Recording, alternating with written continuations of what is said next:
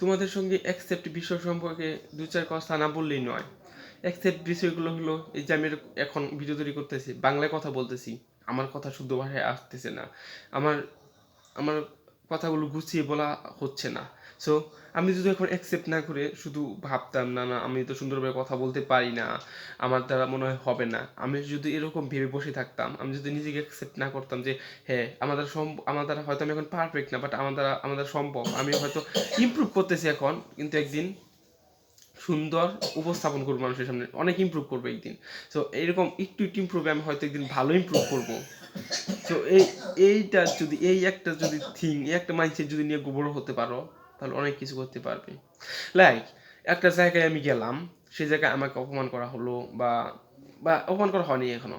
আমি একটা জায়গায় গেলাম, একটা জায়গায় যাওয়ার পর আমি একজন মানুষের সঙ্গে কথা বলবো, বাট আমি কথা বলার আগে দেখতেছি সেই মানুষটা অন্য একজনের সঙ্গে খারাপ ব্যবহার করতেছে, মানে মিসআন্ডারস্ট্যান্ডিং হচ্ছে তাদের সঙ্গে।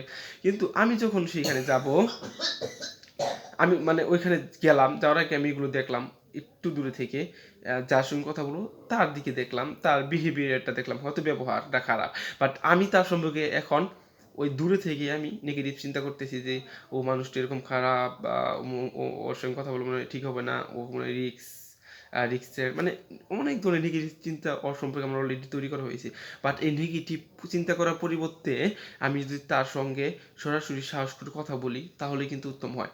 আমি কেন কথা বলবো না, আমি কেন কথা বলতে যাব না, এর তিনটা কারণ আছে। Number one, rejection. Number two, যদি আমাকে সে ইগনোর করে। নাম্বার থ্রি, যদি আমাকে সে অপমান করে। সো এই তিনটা মূল কারণ, এর থেকে আরও অনেক কারণ আছে। সো এই তিনটা মানে সে যদি আমাকে রিজেকশন করে, সে যদি আমার সঙ্গে কথা না বলে। নাম্বার টু, সে যদি আমাকে আমাকে যদি অপমান করে সবার সামনে। নাম্বার থ্রি, সে যদি আমাকে ইগনোর করে। সো এরকম, ওর সে যদি আমাকে মারে, বা জীবনেও সে মারবে না হয়তো, কিন্তু এরকম চিন্তা আসে আমাদের ব্রেন অলওয়েজ প্রোটেক্ট করতে যায় আমাদের, কিন্তু রিয়ালিটি এরকম না। সে হয়তো অন্যজনের সঙ্গে খারাপ ব্যবহার করছে, মিসআন্ডারস্ট্যান্ডিং করছে বিষয় তার সঙ্গে, এবং যার সঙ্গে করা হয়েছে তার সঙ্গে মেবি কোনো একটা সমস্যা হয়েছিল সেই কারণে, কিন্তু আমি তাদের সম্পর্কে কোনো নেগেটিভ অ্যাকচুয়ালি থিঙ্ক প্রসেস বা স্টোরি তাদের সম্পর্কে তৈরি করতে পারি না। এটা আমার আমার সমস্যা হবে, তার কোনো কিছু হবে না, কারণ সারা জন্ম আমি তার সঙ্গে নেগেটিভ হয়ে থাকবো, তার সম্পর্কে আমি নেগেটিভ চিন্তা করতে থাকবো, কিন্তু এটা ঠিক না। ইনস্ট্যান্ট মানে এর পরিবর্তে আমি যদি তার সঙ্গে নেগেটিভ চিন্তা করার পরিবর্তে আমি যদি তার সঙ্গে কথা বলে সমাধান করি, তার সঙ্গে দেখি সেই মানুষটা কীরকম মিশতে চেষ্টা করি, যদি সে ইগনোর করে তাহলে তার সঙ্গে আর কথা বলবো না, সে simple. So this a thing. So I have to I have to first of all I have to first of all talk with him or her. আমার সর্বপ্রথম কথা বলতে হবে তাদের সঙ্গে, তারপর কথা বলার পর দেখতে হবে মানুষটা কীরকম। আগেই নেগেটিভ কোনো চিন্তা করা যাবে না। নেগেটিভ চিন্তা করলে যে নিজের লস, নিজের ভিতর থেকে কষ্ট পাবো, নিজের ভিতর থেকে নেগেটিভ চিন্তাগুলো তৈরি করবো, নেগেটিভ বীজগুলো রোপণ করবো, যেটা মারা অনেক কষ্টকর, আর যেটা সবাইকে দেখানো যায় না। নিজের মধ্যে থেকে নিজেই কষ্ট পেতে থাকি। সো নিজেই সবাইকে দেখে ভয় পেতে থাকি, নেগেটিভ চিন্তা করতে থাকি, এটা ঠিক না। সো এটা ফার্স্ট অফ অল রিমুভ করতে হবে। সেকেন্ডলি, নিজের ভিতরের ফ্লোগুলো অ্যাকসেপ্ট করতে হবে। যেমন পাবলিক প্লেসে গেলে মানুষ ইগনোর করবে, মানুষ হাসবে, মানুষ অপমান করবে, মানুষ নানা ধরনের কথা বলবে, এটা অ্যাকসেপ্ট করতে হবে। সো এখানে অনেক কাহিনী চলে আসে। সো কে কী বললো এটা দেখার বিষয় নাই। আমার হয়তো ভালো ক্যামেরা নাই, ভালো ভালো কোয়ালিটি জিনিস নেই, আমি হয়তো ভালোভাবে বলতে পারি না, আমার হয়তো সাহস নেই, বাট আমি ইমপ্রুভিং করতেছি। এটাই আমার একটা মূল হাতিয়ার, যেটা খুবই খুবই পাওয়ারফুল, যেটা পৃথিবীর সকল ব্যক্তি ব্যবহার করে। যে I am improving right now, I am not perfect, I am improving. Perfect, আমি ইমপ্রুভ করতেছি। আই নো মাই ফ্লোর, আমার ভুলগুলো আমি জানি, মানুষ আসবে, আমার ভালো এইগুলো নেই, এটা নেই। সো আমি অলরেডি জেনে গেছি। সো আমার শুধু ইমপ্রুভের প্রয়োজন। সো আমার শুধু ইমপ্রুভ করতে হবে। This is the thing actually. So এটা শুধু ইউটিউবিংয়ের ক্ষেত্রে না, কোনো বিজনেস, জব, এনি কার কার চাকরি, এনে যাই কথা বলো না কেন, তোমার এগুলো মানতেই হবে, এগুলো তোমার রুলসগুলো ফলো করতেই হবে। পৃথিবীতে কেউ কোনো পারফেক্ট না।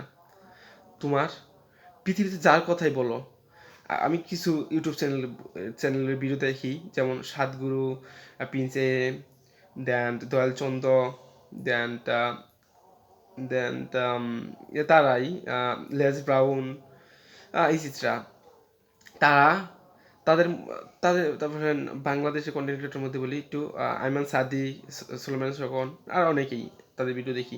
ভিডিওটা এরকম না এখন যে তারা যে পাবলিক প্লেসে স্পিকিং করে, ভিডিও এরকম না যে তারা ভয় পায় না, তারা তারা আনকনফিডেন্স ফিল করে না, তারা আনকনফিডেন্স ফিল করে, বা অতীতেও করছে, এখনও করে, ভবিষ্যতেও করবে, কিন্তু তারা অলরেডি জেনে গেছে যে এই কনফিডেন্স তাদেরকে আটকাতে পারবে না, মানুষ তাদের সম্পর্কে তেমন কিছু ভাবে না, কিন্তু অল্প অল্প তাদের ভিতরে আনকনফিডেন্স ফিল হয়, যেটা তারা আটকাতে পারে, আটকানোর মতো তাদের ভিতরে ক্ষমতা আছে, তারা বুঝে গেছে অলরেডি যে এটা হবেই।